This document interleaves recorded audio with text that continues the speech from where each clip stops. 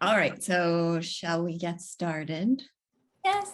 Welcome back to our discussion of Tess of the D'Urbervilles, chapter 25 to 30. Pretty delightful chapters, if you ask me. So let's start with chapter 25. If it's okay with you, Grace, I'm going to start with my title. Oh, sure. Yeah. Okay, because I think it might help orient the discussion a little bit. It's a long chapter, there's a lot that we could potentially cover within it. But my chapter title was, He Loved Her, Ought He to Marry Her? So to me, that kind of sets an emphasis for it, that we get a feel for just how in love with her he is now. And then we watch him go through that through the contemplation and research about whether he ought to go through with marrying her. I love that title. And I think that it's much more appropriate than the one that I chose. Which was? So I was focusing a lot on the kind of reintroduction of the father character and the introduction of the brothers. Yeah. And I thought that their descriptions were just brilliant. So I titled the chapter, The Sincere and the Short-Sighted. Oh, that's good.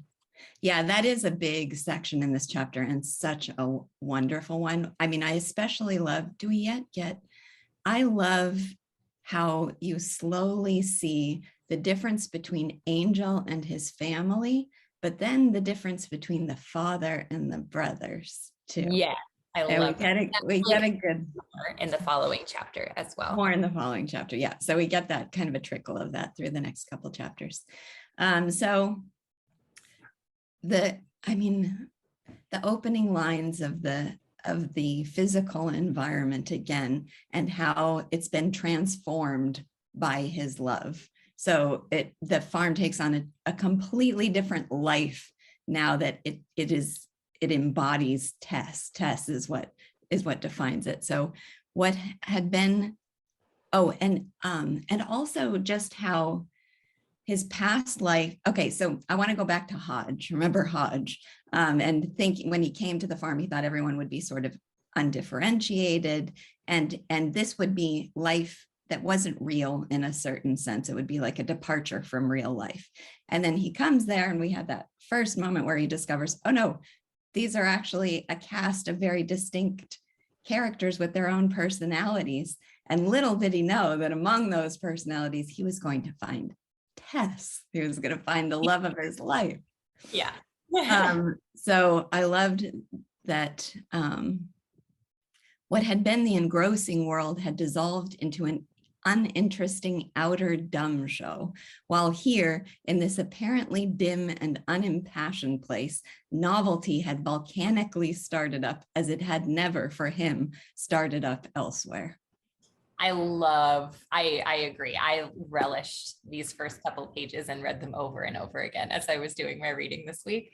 I also especially love the description of the dairy itself.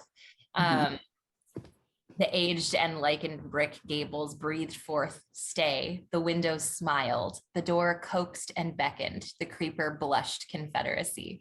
A personality within it was so far-reaching in her influence as to spread into and make the bricks, mortar, and the whole overhanging sky throb with a burning sensibility. Who was this mighty personality? A milkmaid. Yes, I love it. So it's both the transformation of a place that you come to love, but also it just represents her at this point. The place is Tess now. Right. And I think that that's something that is one of the many parts of this novel that is just so absolutely true. I think that we've all had the experience of finding a place that gains meaning and beauty as you have experiences there. Like the house that I just moved out of, like when we first moved in, I was like, the house is really small. We're not going to be there for a long time. And we ended up spending almost 3 years there. And my son grew up there. And then when we left, I sobbed copious tears and was looking at the windows and thinking about all the many times that he had peeked out of them down at me and stuff like that. So I was reminded of that reading that section, just how much a place can take on romance through your experiences there. Perfect. Okay, so we have the transformation of the farm to this place that is just so full of meaning for him. And another theme from this chapter that really stood out to me, and it's related, is Angel's respect for Tess's identity and autonomy. And it's part of the realizing that everybody on this farm is not Hodge, far from it. Now we've got Tess. But it's also such a contrast with Alec and the way he looks at women and the way he treats her. So I just have to highlight this line. Tess was no insignificant creature to toy with and dismiss. Tell that to Alec.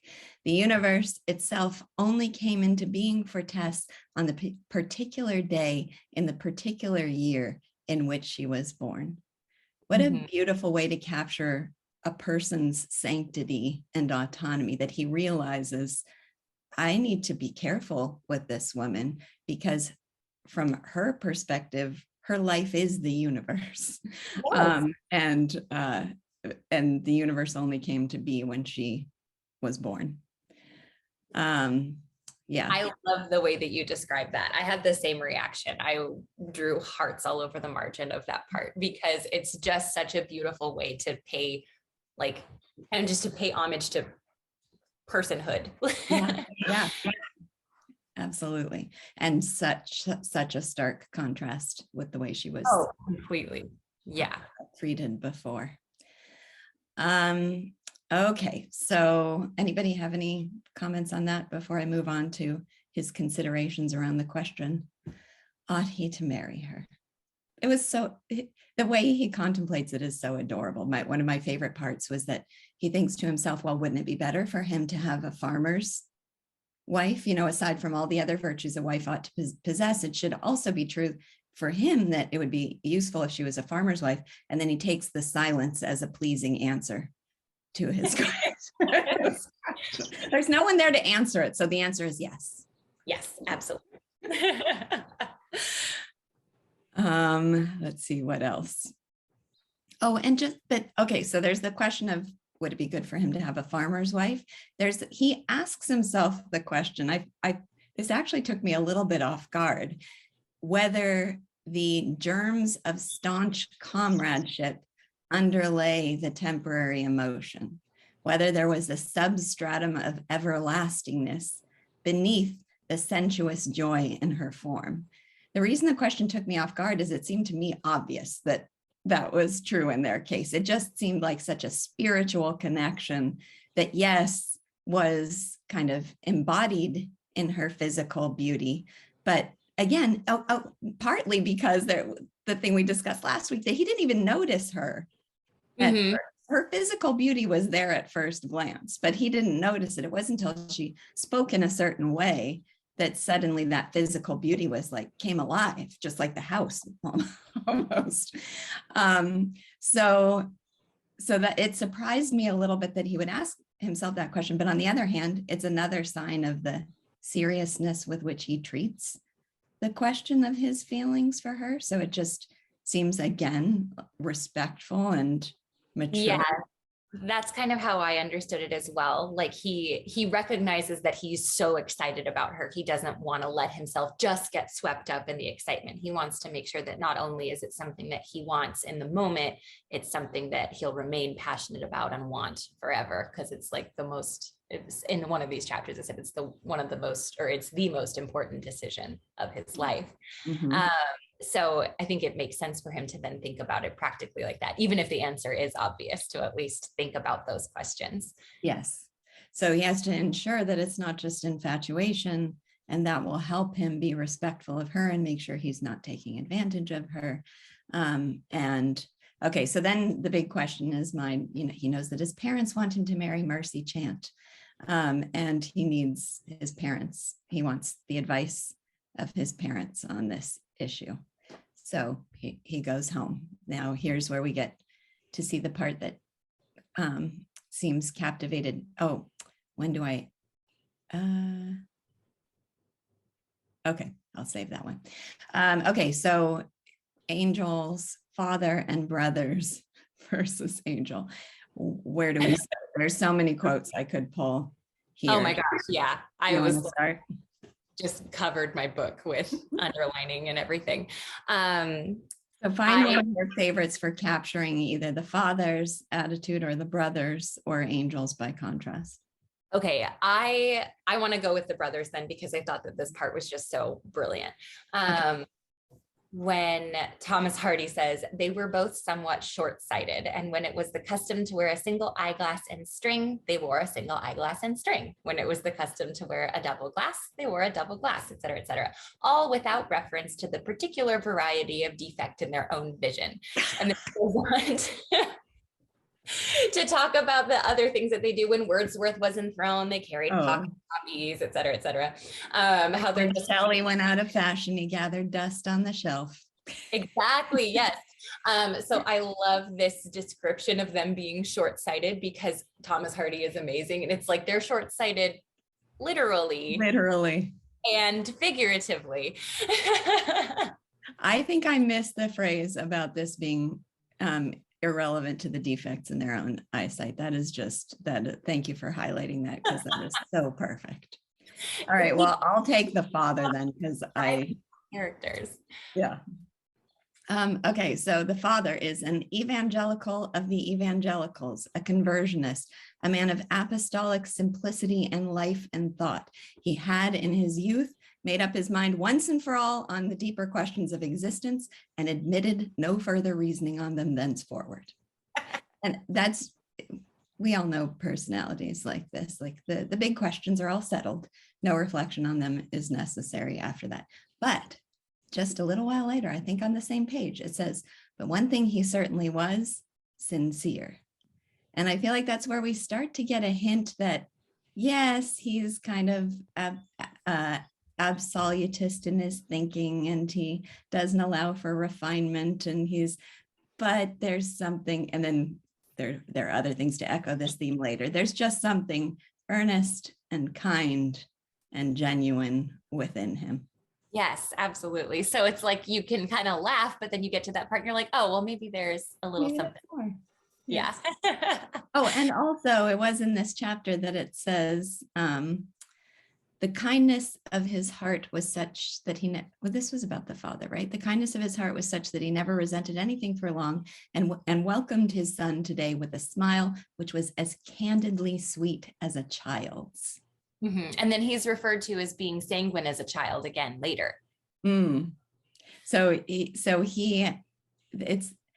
you wouldn't, what does it capture to call someone candidly sweet as a child? I mean, it's that, I guess it reflects a little bit, despite the formality of his religious beliefs, he still possesses that connection to human nature and, basic human ideals. He still has that. The father still has that within him. And that's the candidly sweet as a child part, I think. Yeah. And I think just the genuine nature of when a child is sweet, like he has that genuineness about him, as and then that gives contrast to the brothers as well, who are not as genuine. Yeah. Caleb has his hand up. Yeah, that part about the brothers, the contrasting description about how they always do this and that. I mean, that's definitely something that you see people, we all know people who do that all the time.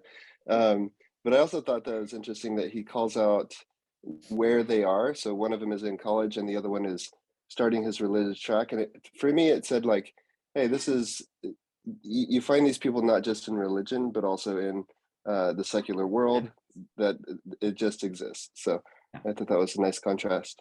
And also go ahead.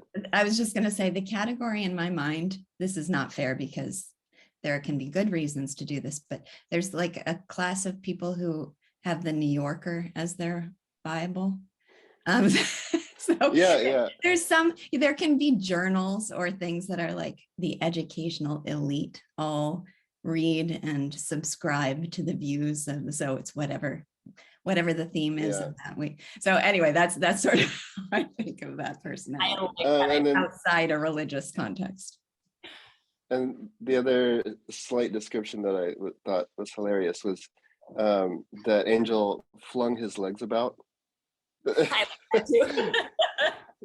Anyways, that was great. I have that. He flung his legs about. The muscles of his face had grown more expressive. His eyes looked as much information as his tongue spoke.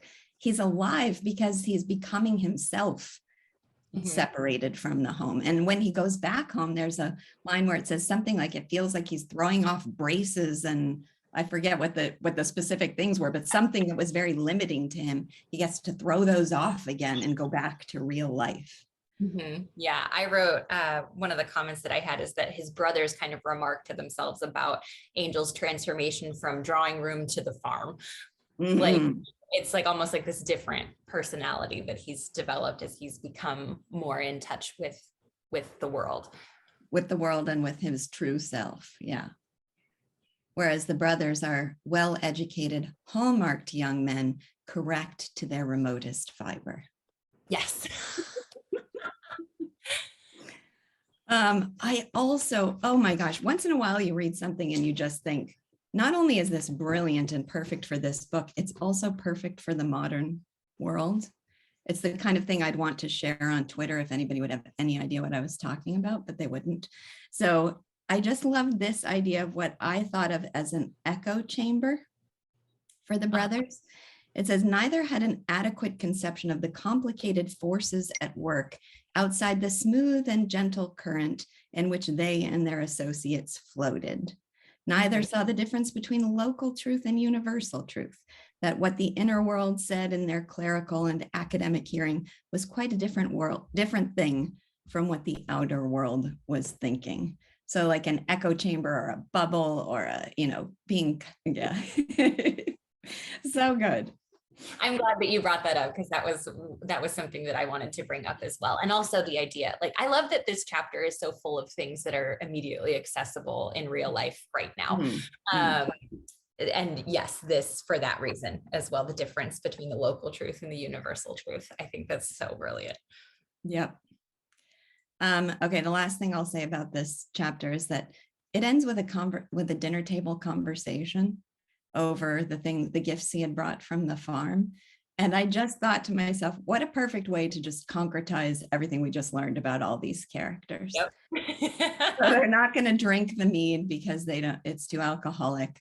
And they're going to give I forget what the other thing was, to poor people who need it more. And they're just completely at cross purposes because it's that formal, kind of formal approach oriented around principles and good behavior versus his just kind of uninhibited. This tastes good. Let's eat it. There you go. Yeah. And his connection to people as opposed to rules a little bit, I guess, but he doesn't want to hurt their feelings. That we liked it. Yeah. All right. Anything else about chapter 25 before we move on? For me, just that I loved it. Okay, me too. All right, so chapter 26. So I'll just say, I'm sure this is true of everybody, that what started to happen inside of me at about chapter 26 was, is she ever going to tell him?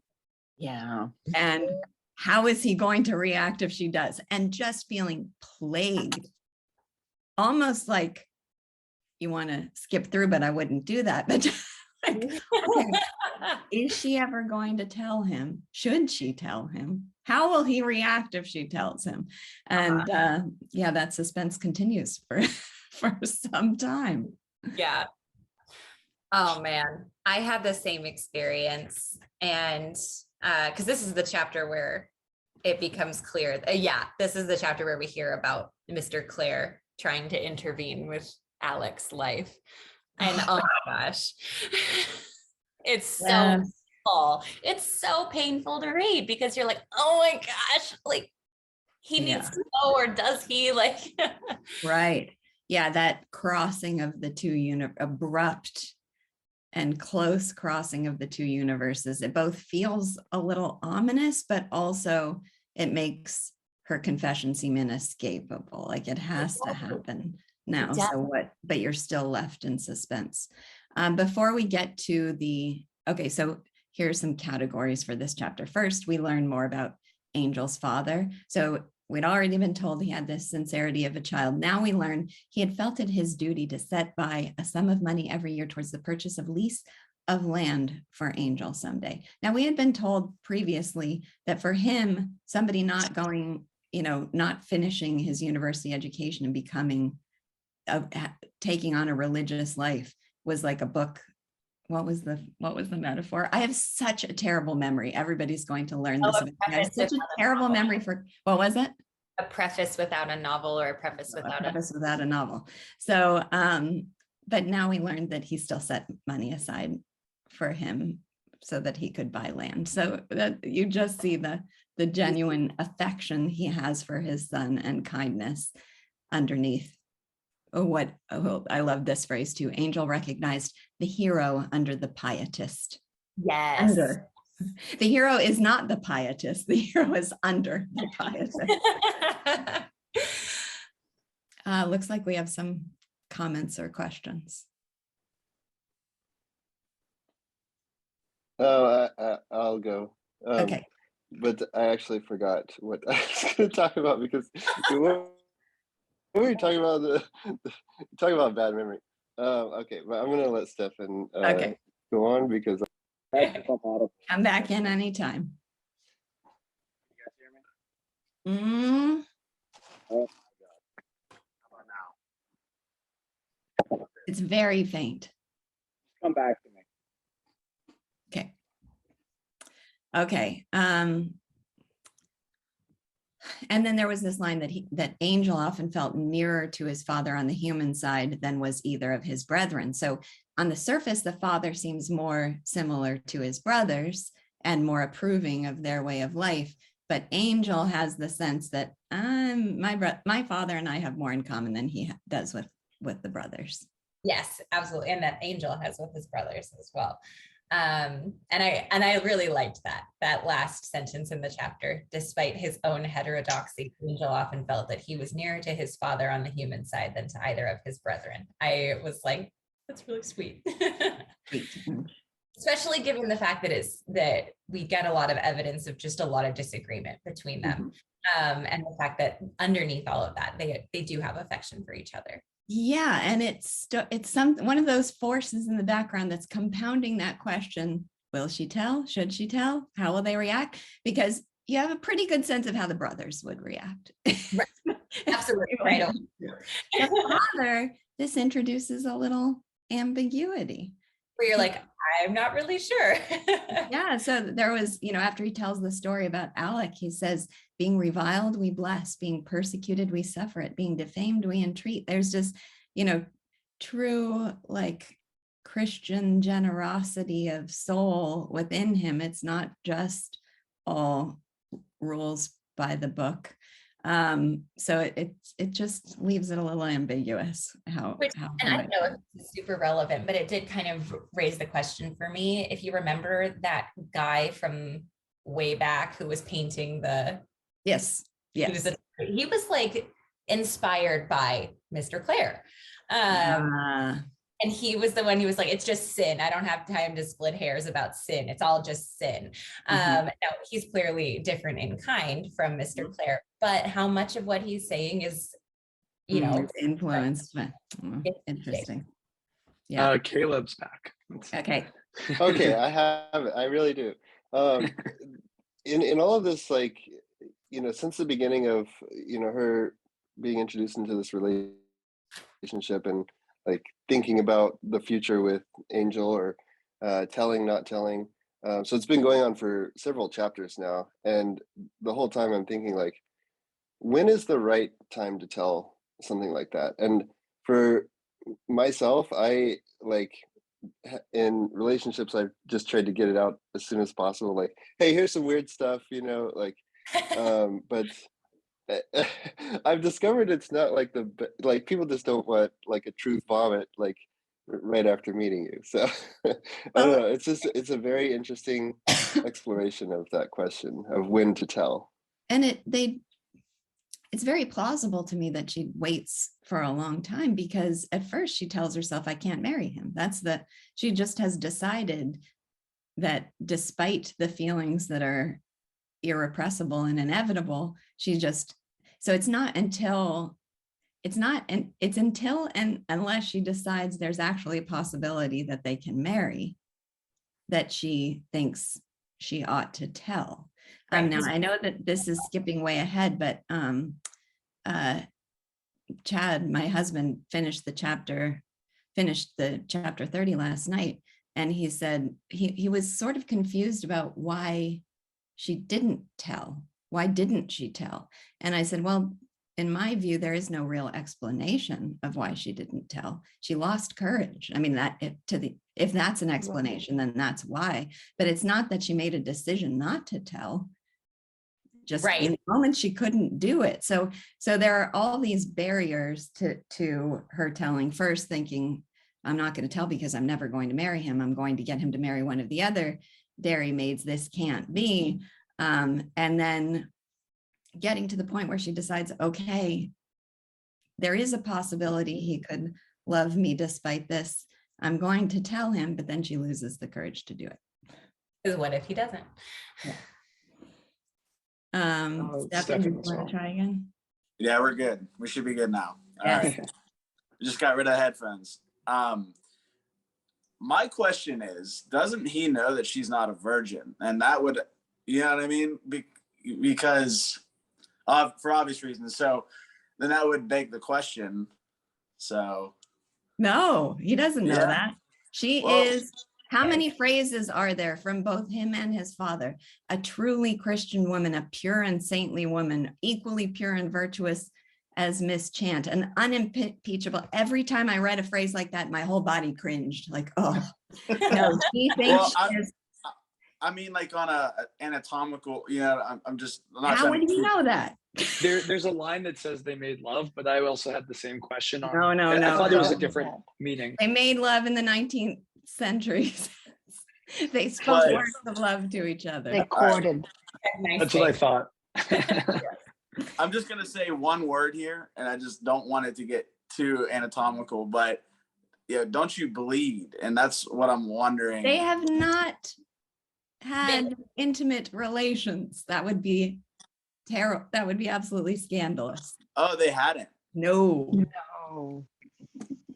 I guess, No. in fact, there's the rape scene has made me think that because he goes about it in such a poetic way. There's times I'm like, are they having sex right now? And I can't tell. Okay. So. No, they have not. And there's an incredible metaphor that was probably, aside from all these pure and virtuous, saintly, unimpeachable Christian phrases, there was the thing where he compares her.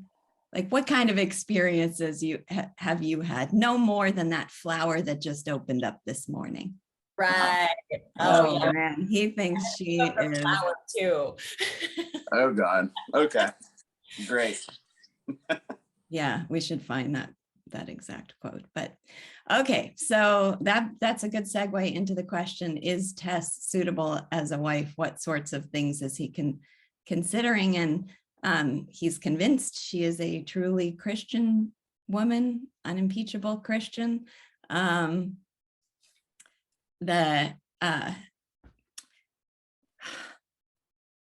there's okay. So this is where, just like with Angel's father, there's a little ambiguity about how he might react. It's confusing. On the one hand, there are all these proclamations that she's a pure Christian woman. On the other hand, there are lines like this: it was for herself that he loved Tess, her soul, her heart, her substance, not for her skill in the dairy, her aptness as a scholar, and certainly not for her simple, formal faith professions. So it's for her that he loves her, and all these other things about society are irrelevant to that.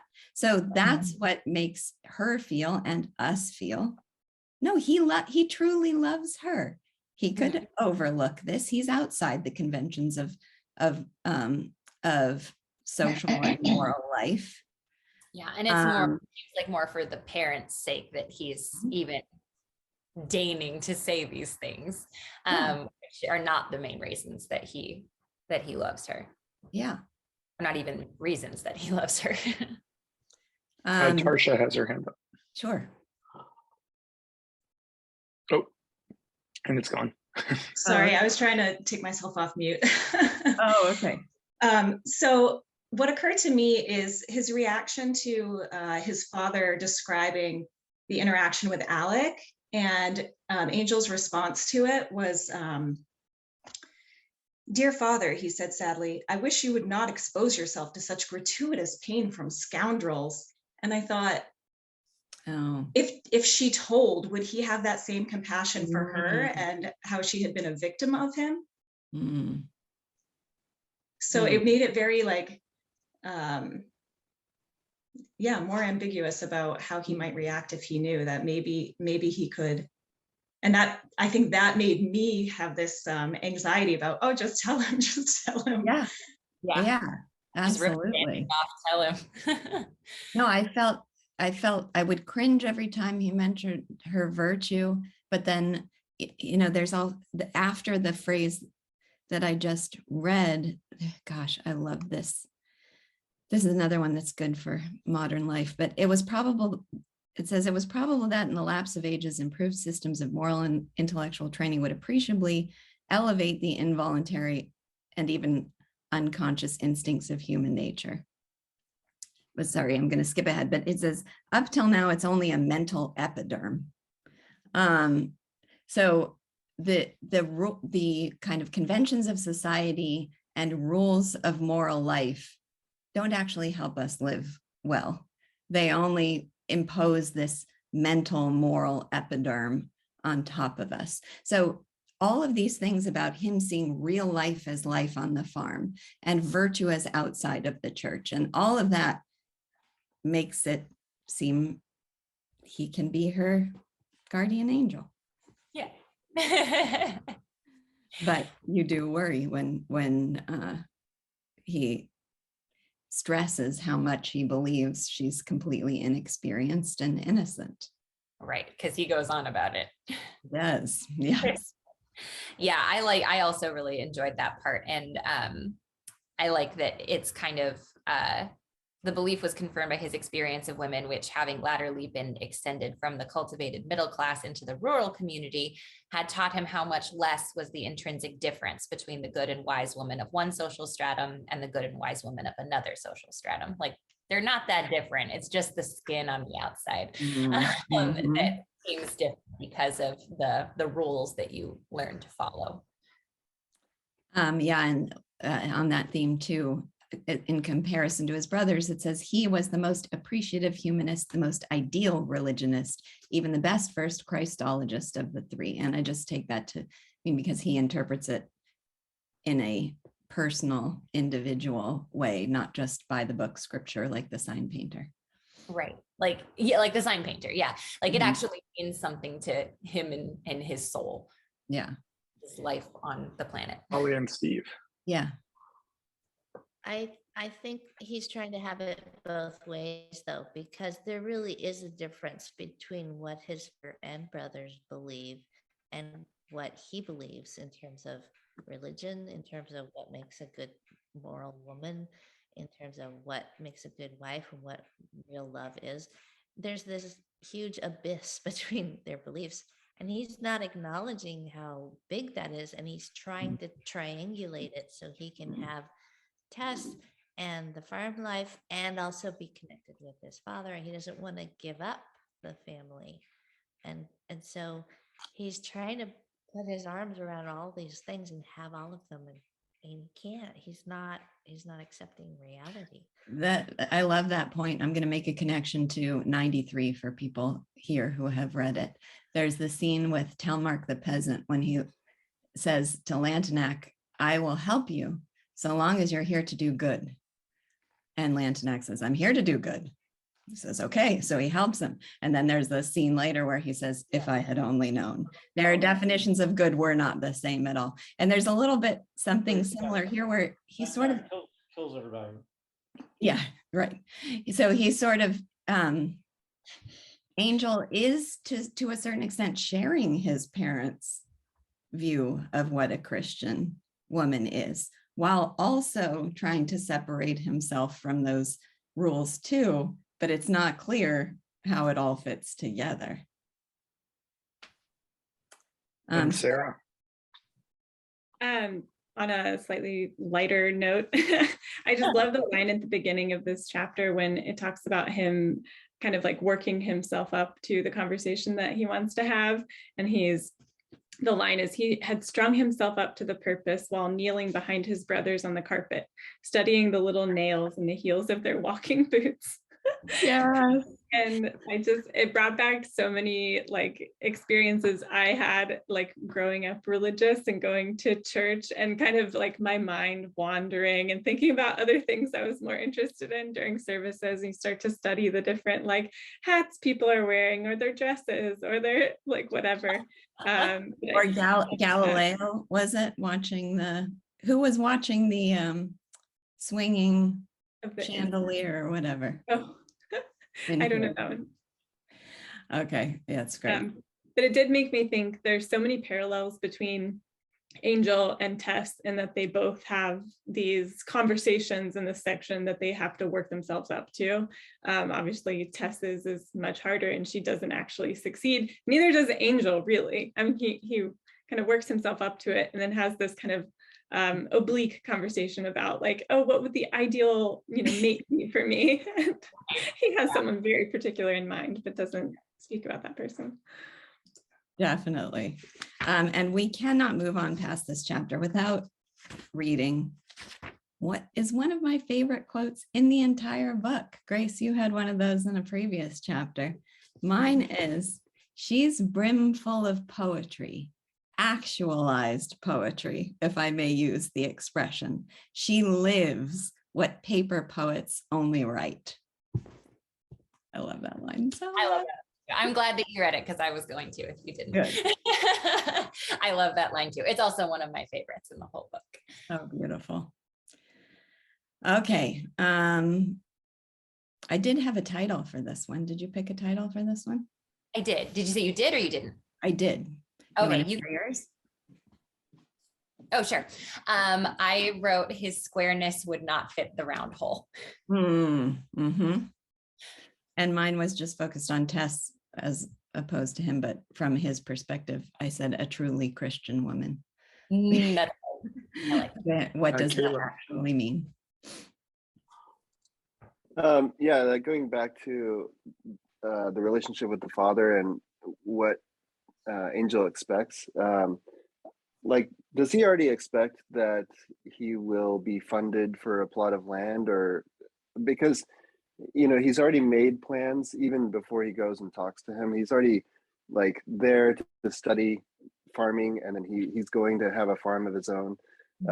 So was he already relying on his father's money to provide him a plot of land or something like that? Or what are your thoughts on that one? I had the sense that Angel didn't know about his father doing that, but I'm not entirely sure. I'd have to go back and look at the details. I also had the sense, it seemed like it was a reveal that he was putting money aside for Angel. Yeah. I think Angel's just going out and getting life experience with the idea that this is what will happen, but no clear plan of how it's going to happen. Okay, chapter 27. Let's do it.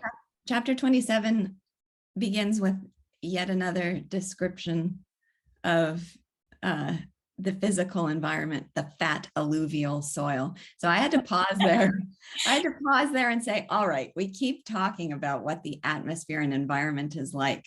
I'm going to try to find some words for this world that capture what it is. So here are my words: luscious, ambrosial, ripe, bountiful, luxuriant. And then when I came up with those words, I thought, yeah, it all goes back to those cows' udders. Yep. It's so brimming full of luscious, full, ripe life. That's Right. Yeah. No, I love that. And you're totally right. It goes back to that joyful image of the cow's udders.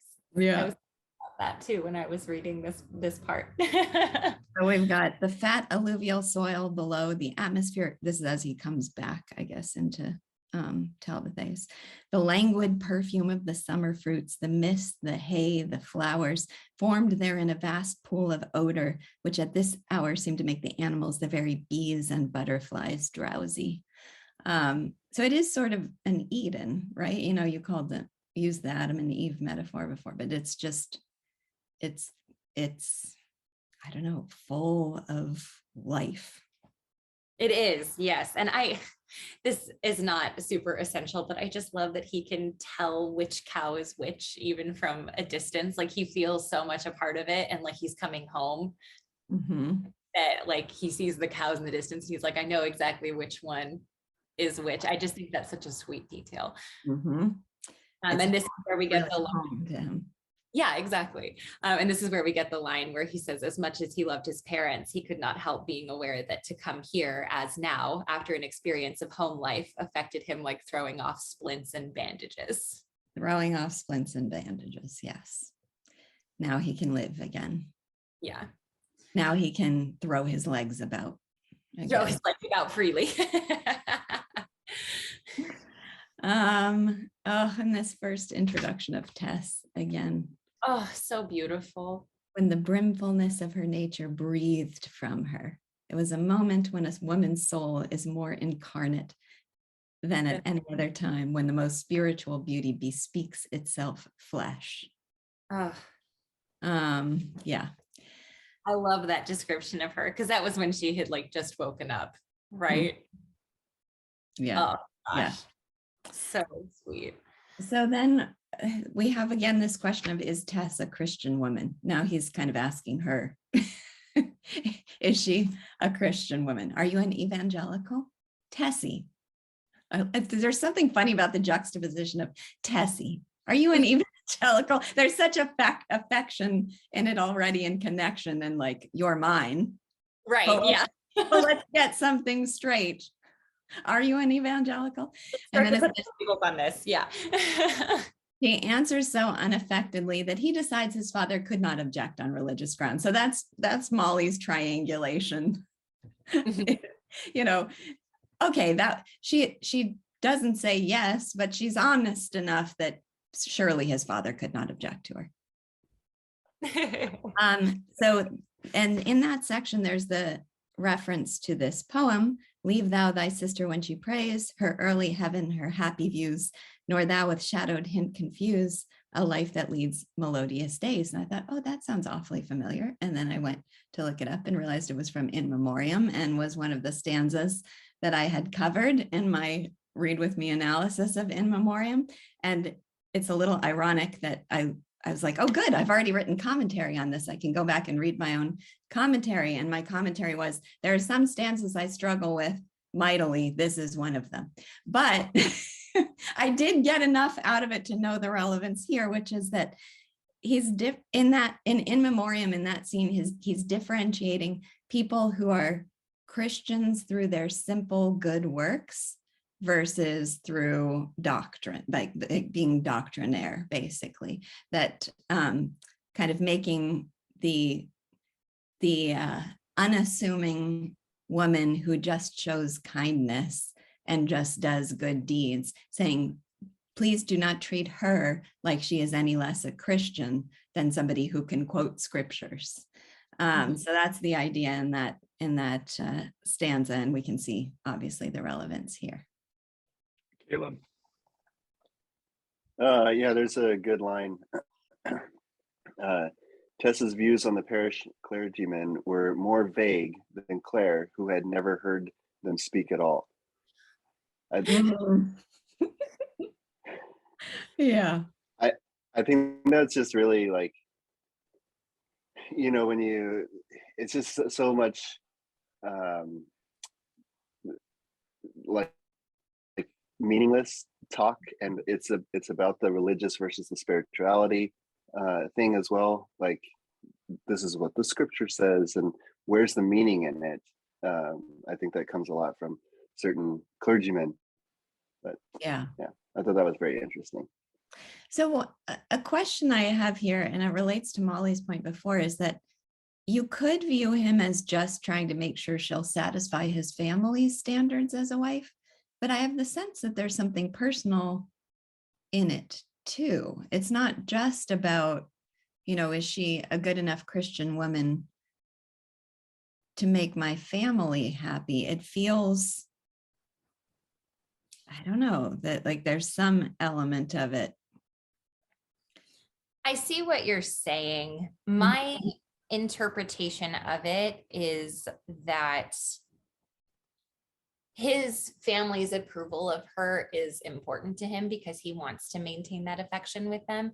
And so he is honestly and earnestly anxious about whether or not she could be considered, a Christian woman in their eyes, because he wants to maintain that affection. But I think this also, that can be true at the same time that he does love her either way. Yeah, no, that's helpful, because he says to confuse about her. Okay, she's Tractarian as to phraseology and pantheistic as to essence. Confused or otherwise to disturb them was his last desire. So it's his last desire to change her. He loves her just as she is, but he's still troubled. But I can see that the trouble is mostly he's wanting to convince himself that she'll meet the standards of his family's approval so that he can hold everything together. He's independent of them in a very important way, but not so much that he says, the hell with those with their view. I don't care. I love her. It's not that. Okay. Yeah, that's good. I had the same question myself. I was wondering about the same thing. That's kind of how I made sense of it. Okay. Yeah, that's good. And can I jump in here real quick? I also see that, his father, his family, hasn't thrown him out. They haven't put him in the dumpster bin. They still truly appreciate him. And I think that, so in reciprocating that, he wants to make sure that the woman he chooses definitely fits and works within all of that cycle, even if she is as unconventional as Angel is. She needs to be able to fit in that world. I think it would be important for him. Yeah, I forget exactly where it said it. It might not have been in this chapter, but he is reflecting to himself, and I think this goes along with what you were just saying, Caleb, and what we were talking about before,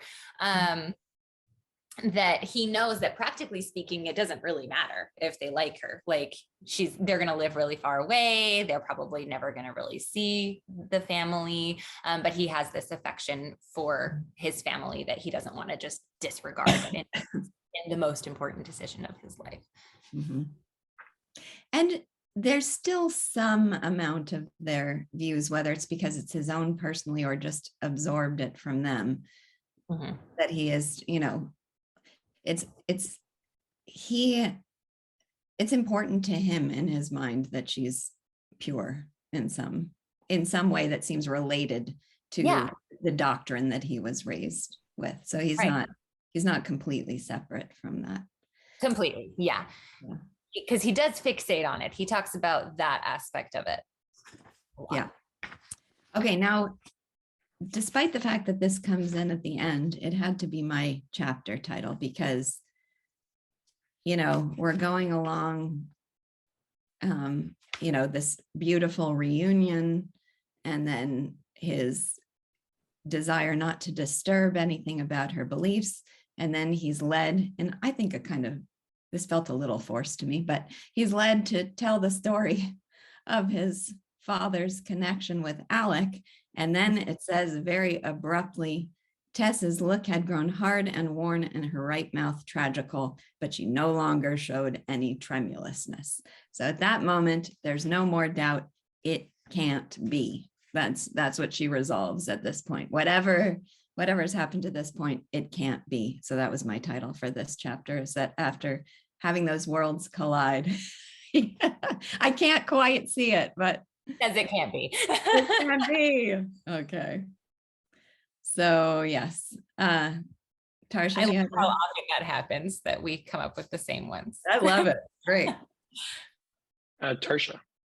Yeah, it's helpful for me to focus on that line too, because I had such dread about how this reintroduction of a connection to Alec was going to, like, it signaled doom. Like, I had anxiety about it, but it didn't seem like she had the same anxiety. It was like he brought it up, and I don't know, the fact that she no longer showed any tremulousness, I read that as like she didn't make the connection that it was Alec in particular, or that she wasn't concerned that this was somehow going to signal doom to her in the future, like, oh, he's going to find out.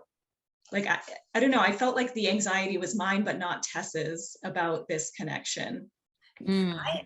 Tell me if anybody sees it differently than me, but I took it as the anxiety was, do I or don't I? And this made it definitive. No, I cannot marry him. It can't be. So it was like the serenity of definitiveness, but not of that not meaning something. I think it meant something.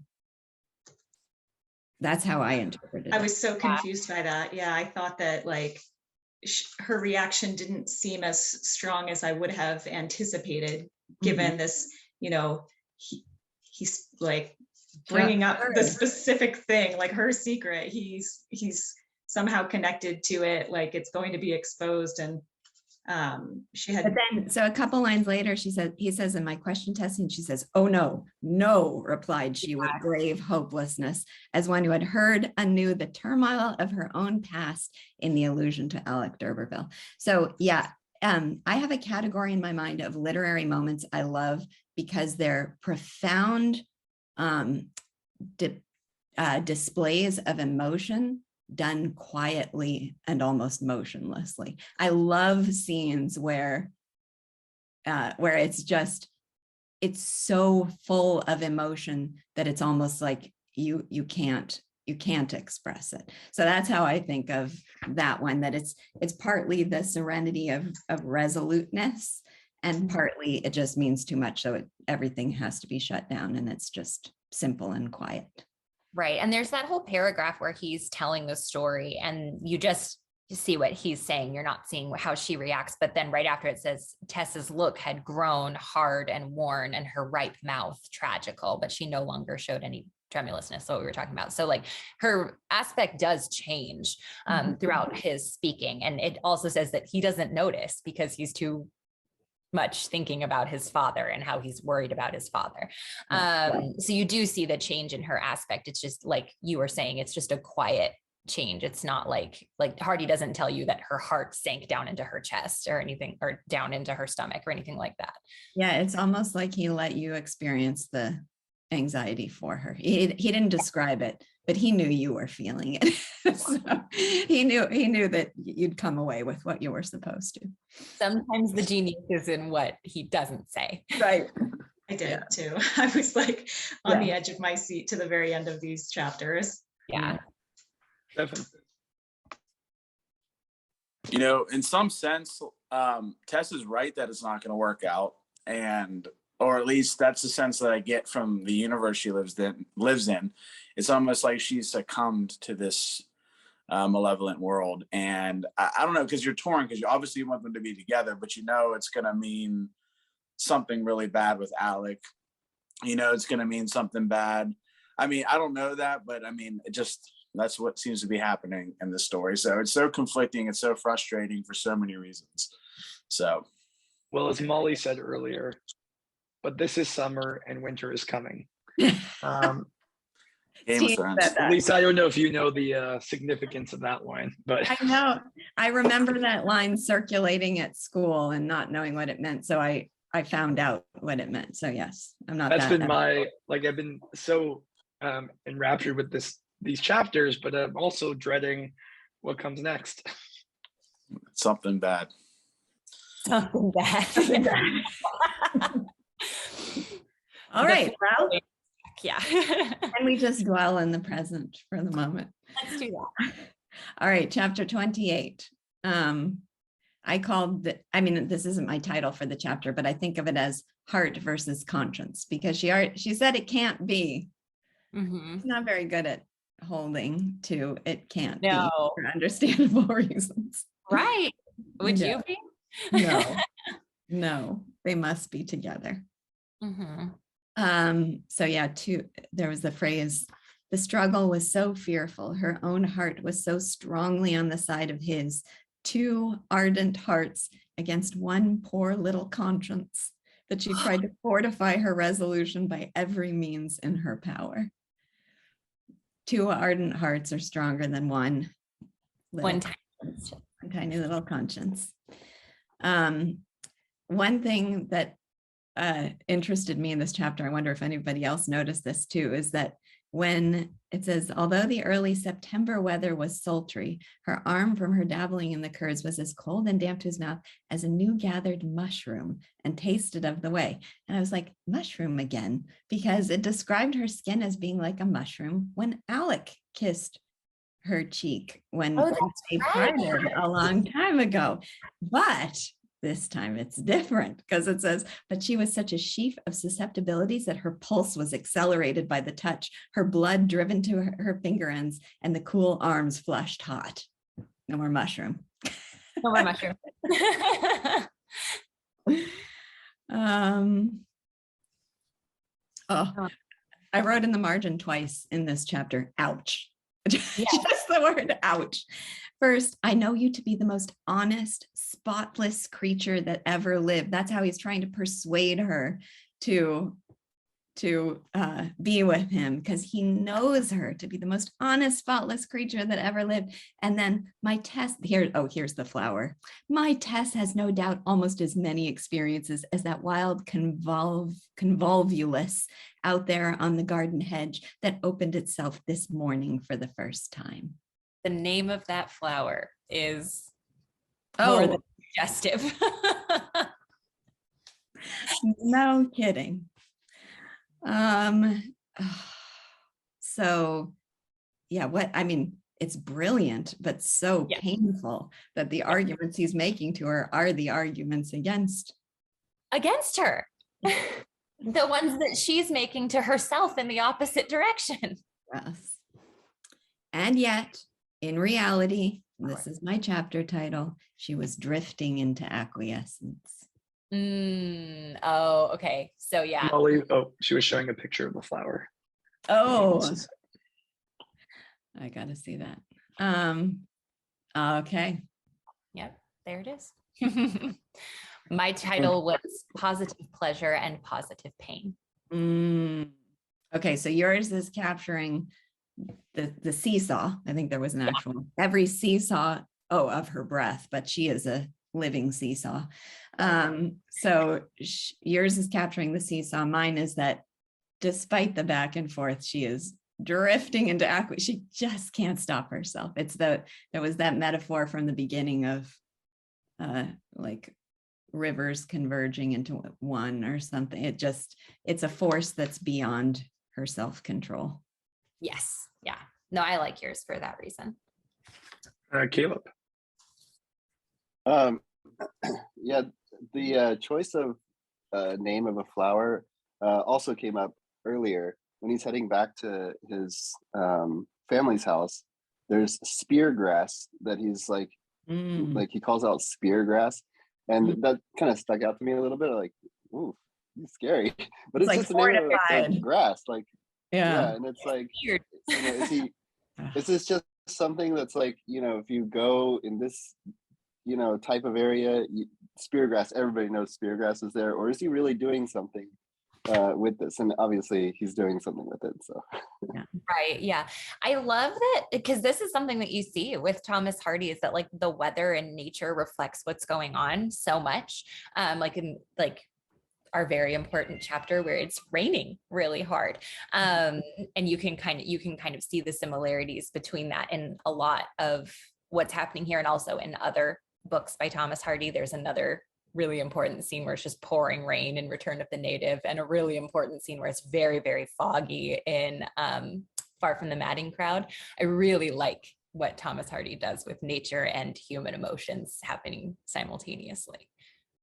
And there were a number of times in these last chapters that I thought to myself, he is so clearly and obviously a poet, just a poet in his soul. There are many books that are beautifully written, but I could pour over every word in this one. There are just so many lines that are pure poetry.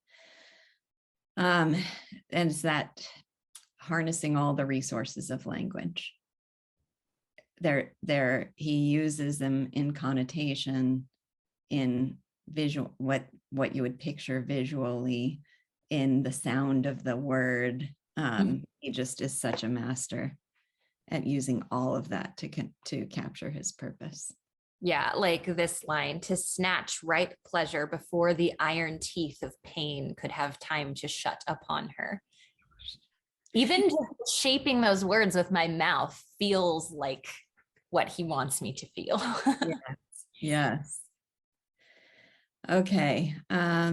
So anything else about chapter 28? I agree with your assessment when you said ouch. Yeah. Yeah, it was painful enough to hear him say it about her, but then to have him say it to her really compounded the pain. Tarsha? The lines that really made me say ouch was when she's talking to herself and says, "Why don't somebody tell him all about me?" She said, "It was only 40 miles off. Why hasn't it reached here? Somebody must know." Yet nobody seemed to know. Nobody told him. And I was like, oh, it's just like so heavy. Yes, it is. Yeah. Oh my gosh. And yeah, I wish that someone else would tell him too. Yeah. Like I share that with her. Yeah. Should we move on to 29? Let's do it. Okay. So the matron's daughter story comes back again in a fairly ominous form, because there's this line that she should have known that the ghost of her first man would trouble him. That's the lesson that's drawn out. Well, there's Beck Nibbs who says, all's fair in love and war. So she'd have knocked him down with a rolling pin if he said one thing. So we've got that from the person whose judgment we don't trust very much, that if he has anything to say about her past, then you knock him down with a rolling pin. But the ghost of her first, she should have known the ghost of her first man would trouble him. And then again, we have that juxtaposition of people sort of laughing over this story. So yeah, and for her, it says, describes it as the heaviest cross, and for them, it's mere amusement. And this is another one of those lines that I should do better at. It's funny, I gave my students as a graduation gift a journal and suggested that they keep in it their favorite literary quotes that they encounter. That, you know, those all-purpose, I want to have this at the ready to use in my own conversational language. I need to follow my own advice and do the same thing, because I love this line. It was as if people should laugh at martyrdom. Mm-hmm. So simple, but how many conversations have you and I had in the last week at school about people not having a sense of reverence, about our efforts to maintain that spirit of reverence at school. And we want to stop people from laughing at martyrdom, not martyrdom in particular, but grand spiritual values altogether.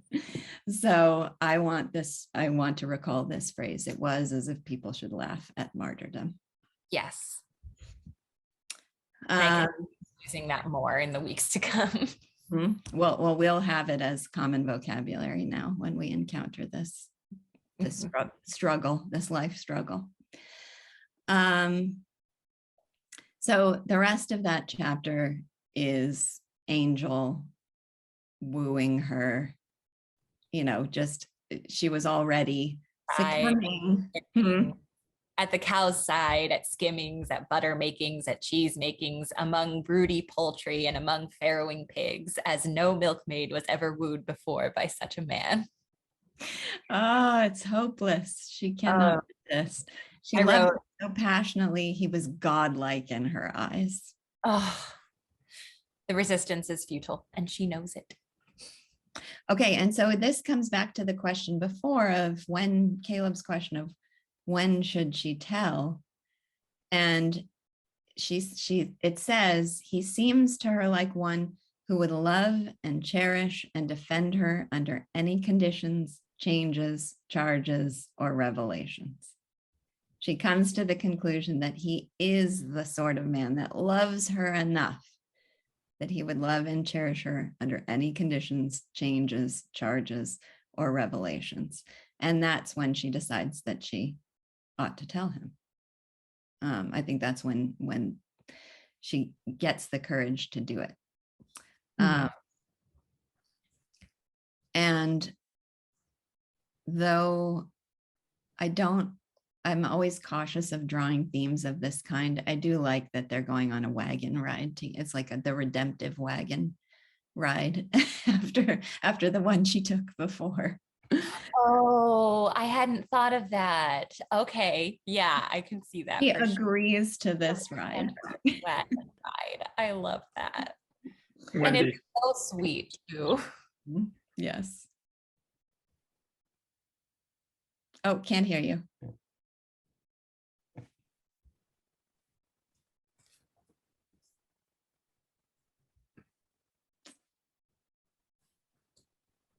Okay, did I do it? Sorry. That's Okay, there was something that struck me. It's been a couple times now, where it's the tragedy is so heavy. And it was in this chapter 2, the line where it says, he released her momentarily imprisoned waist and withheld the kiss. It all turned on that release. What had given her strength to refuse him this time was solely the tale of the widow told by the dairyman, and that would have been overcome in another moment. So the reason why he's her, her guardian angel is that he is so respectful of her and so careful not to take an advantage. But at the same time, that his reluctance to do that without her clear, without her agreement, then doesn't push things sort of over the edge of we are committed to each other, and maybe that she would then just have to tell him and get it over with. And so it's like that's such a tragedy because it makes him perfect for her, but it's keeping them apart. Gosh, that's great. Yeah, thank you for Exactly right. I know he has such respect for it that it's breaking his resolve to bring his lips to her cheek. That's what he gives into, just kissing her cheek.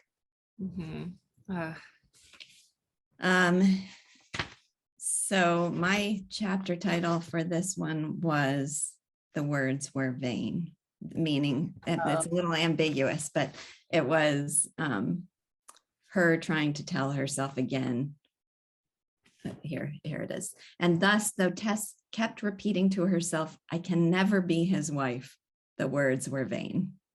A proof of her weakness lay in the very utterance of what calm strength would not have taken the trouble to formulate. So that's sort of like the point that Wendy was just making. The fact that she has to keep saying that she's not going to marry him is what indicates that she can't resist. You can't, yeah. My chapter title was Persistently Wooed. Yeah, perfect. Yeah, so a couple things. Stefan put in the chat, like the wagon ride that led to the horse's death. I really had that because it's dark, it's rainy, and I was like, oh God, don't let anything happen. But it didn't, and that's fine. And then the other thing I want to say is that when that story is going around about how should the situation be handled with Jack and what should have been told or whatever, it was really interesting to see the variation of opinions that were around that table. And if the same sort of story was said Angel's house, Mm. everyone would have had the same opinion. No Yeah. doubt. Yeah. We'd have quoted scripture, found the right passage, Mhm. quoted scripture, and that's the end of the story. Yep, and then moving on. Interesting. All right. Chapter 30. Yes. I am particularly proud of my chapter title. What is it? The tide sways the helpless weed.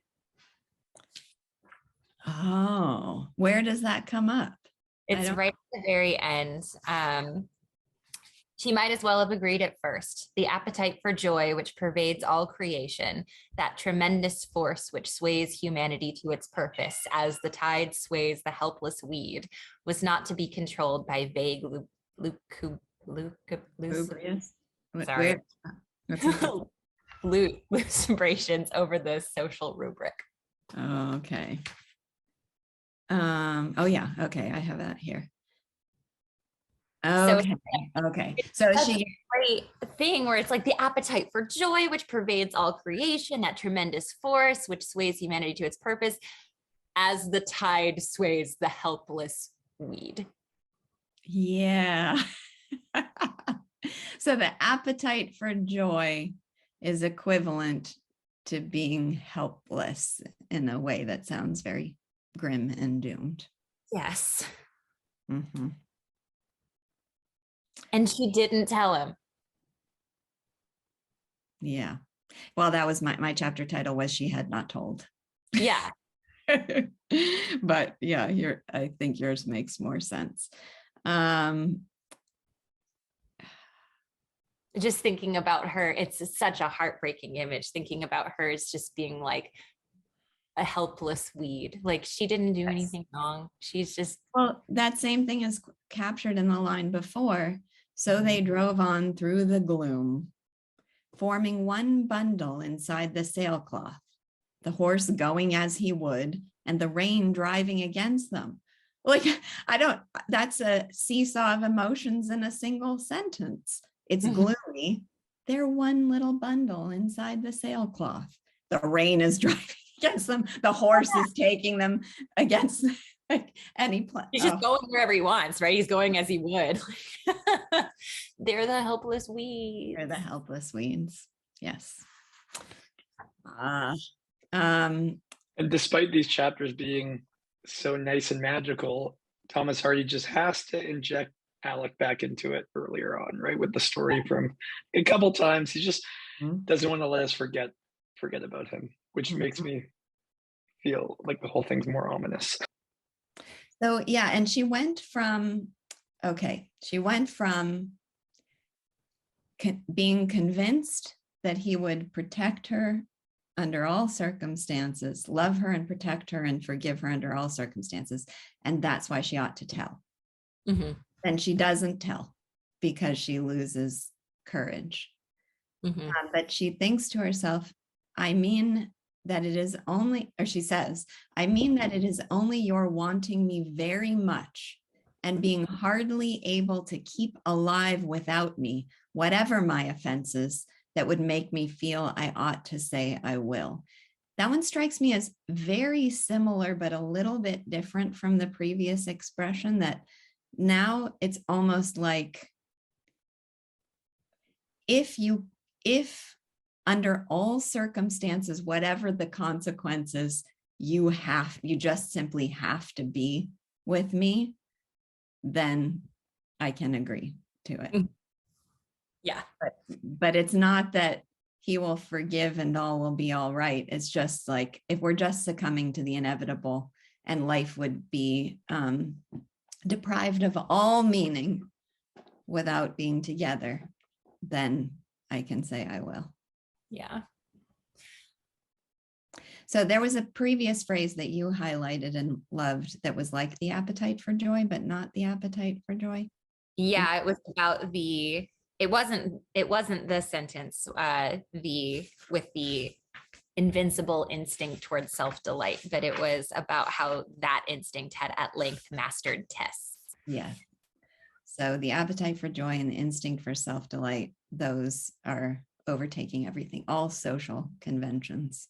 Yeah, because I love amidst all of this, like these dire circumstances and the like forebodings of doom, Thomas Hardy is like, no, any living thing desires and must seek its own happiness. Like that is what life does.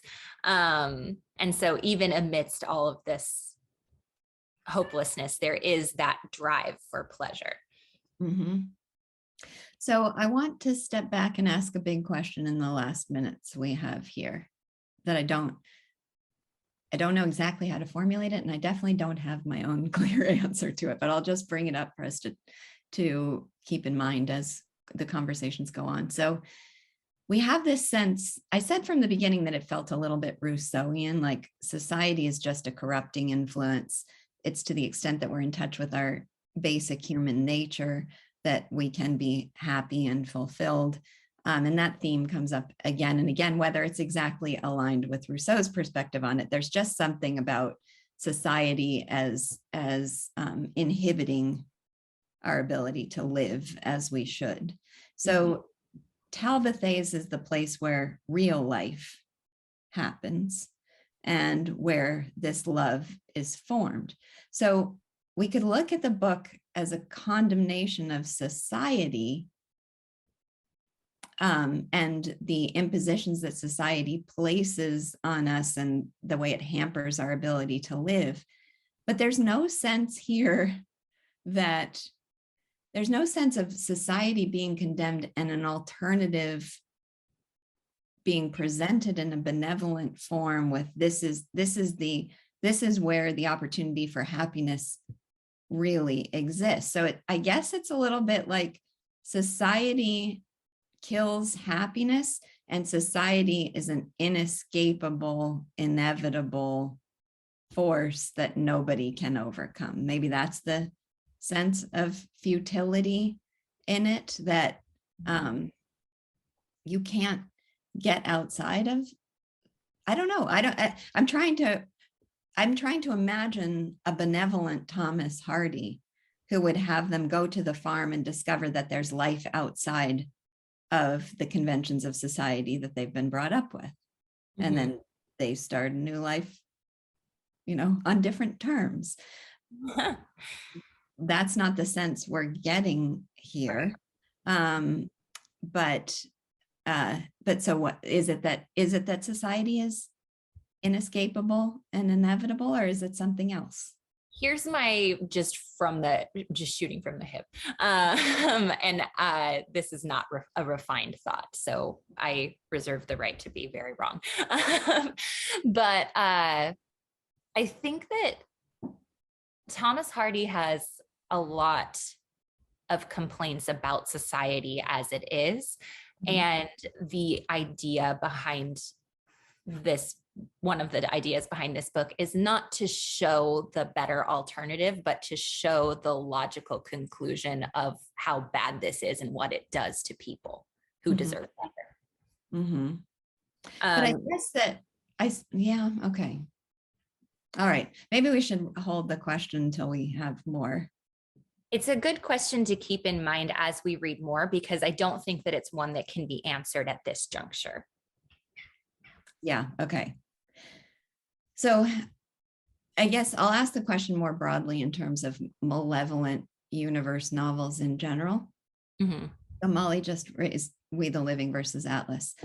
But even in We the Living, you have a profound sense that life is possible. And here the malevolent seems to go deeper, like life would be possible. A good life would be possible under different circumstances. I don't feel that in the environment of this novel for some reason. I don't know if other people share that perspective, but I don't have if only these circumstances were different, life would be beautiful and wonderful. There's something that feels more deeply malevolent about it to me. There's something just existentially tragic about it because of this instinct towards self-delight that every living being possesses, and the fact that it just seems impossible to achieve no matter what. I like that the existentially malevolent is what it feels like to me, because that's different from circumstantially malevolent. So he can still highlight things about society that are corrupting and bad and getting in the way, but it does feel, it feels deeper than that to me. And it is, I think, because I do think that, you know, a lot of the things that he's getting at are true things that were, you know, deeply wrong with society in that age. And they were wrong. They made life really, really horrible for a lot of people. But at the same time, like the fact that he is not interested in showing the alternative. He's just interested in showing like, this is bad and here's what's going to happen.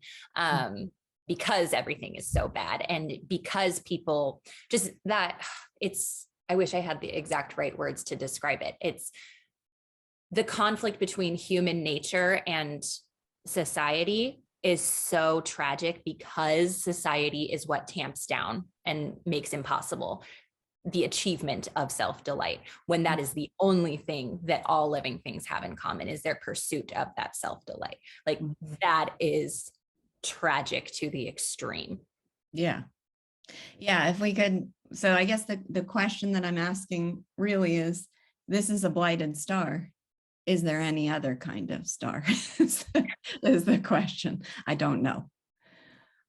Yeah, maybe the idea of this being a blighted star and that there are other ones that are not.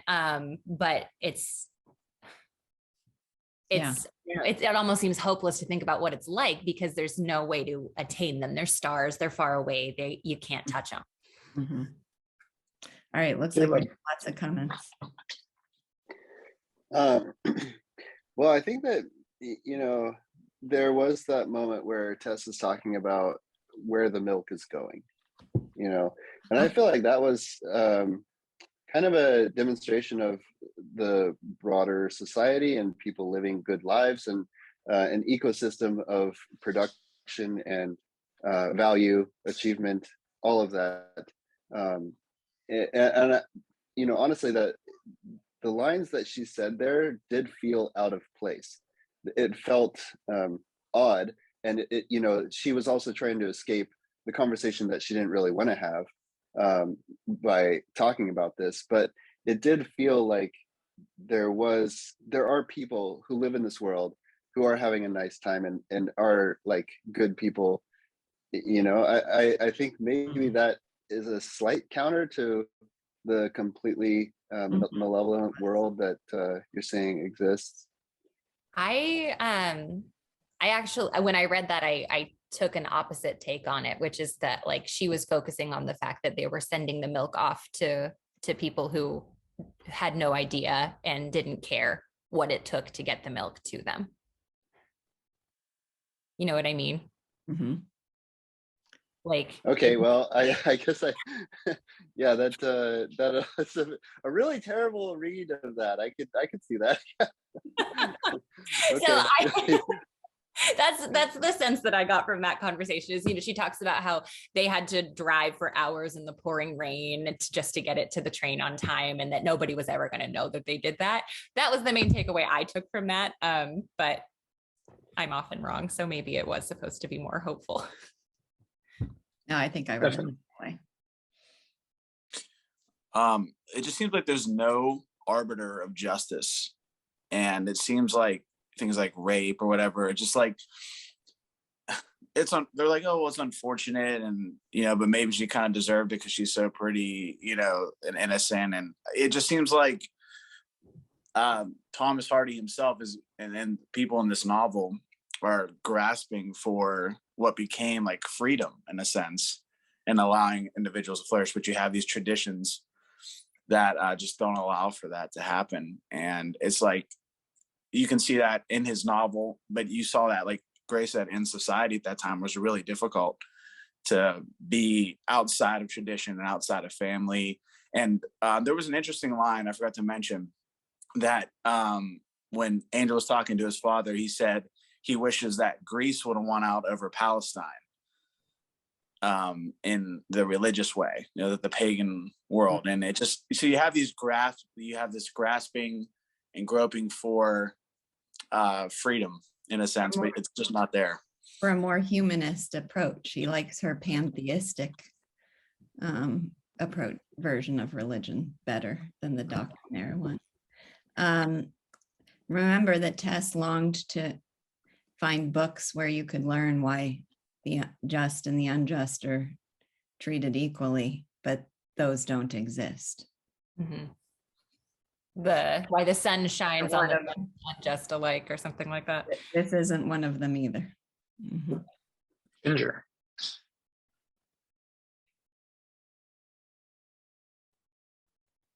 I forgot. There, my turn. Yes. I forgot to unmute. I'm glad you mentioned malevolence, because this has been sort of a big fear of mine through this whole book. And yet he's such a writer. He's such a poet. He has such a grasp of things, and he has a deep understanding of an awful lot. It's like he has no business being so malevolent when there's so much out there.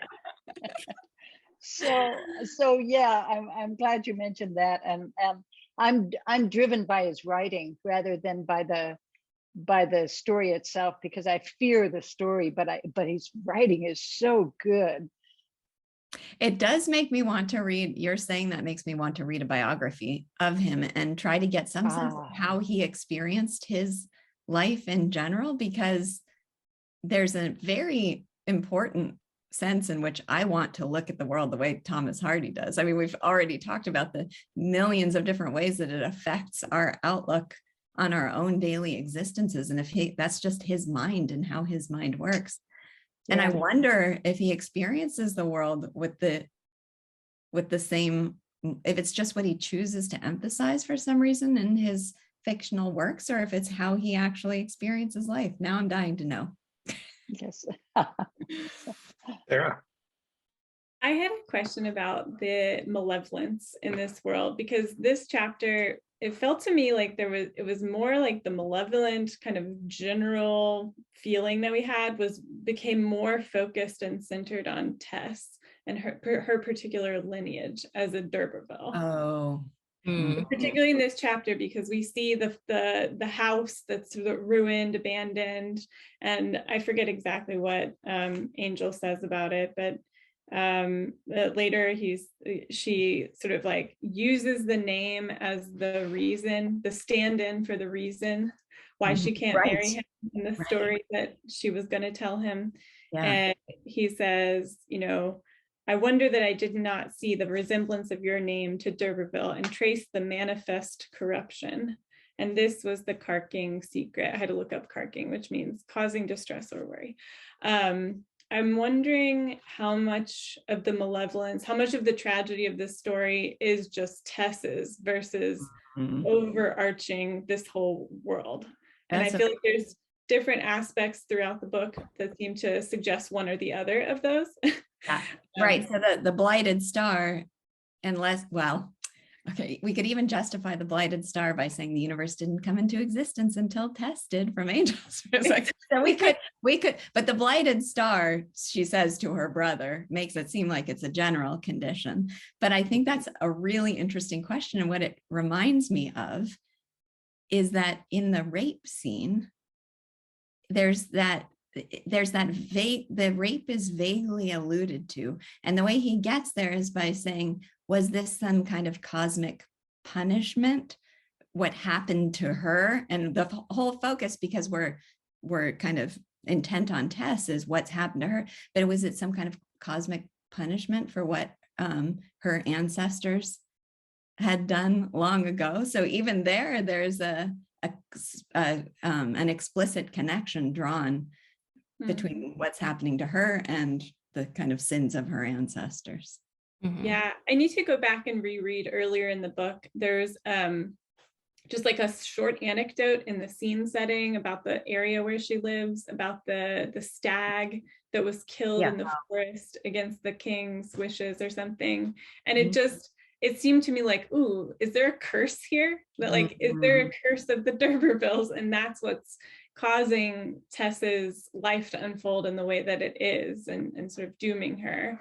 Or is it that we just live in this world that is that is a blinding star for everyone. Let's keep revisiting that question as we go along, and let's allow for the possibility. I try not to do this too often because I'm just submitting to the author, but let's allow for the possibility that Thomas Hardy doesn't really know. Yeah. I mean, I think it is possible that it's just not integrated in that way. So I just want to put that on the table, but we'll approach it with the assumption that there is an integrated answer to it. All right. So I am in a bit of a dilemma. I think I have my own inclination, but I've generally tried to go for 45 pages. If we do 37 pages, it brings us to the end of phase the 4th. So I'm more inclined to just do a slightly shorter reading and have that clean. Does that sound acceptable to everybody? Okay. It's also our last week of school, so we'll be busy. That is true. We are busy in the coming week. Okay, perfect then. So please read through chapter 34 to the end of phase the 4th. You mean 31? Did we just end on 30? Yeah, through chapter 34. 30. Oh, to chapter 34. Mm-hmm. Read chapter 34. So I thought you were saying start at chapter 34. No, yeah. 31. 31 to 34. Yes. Okay.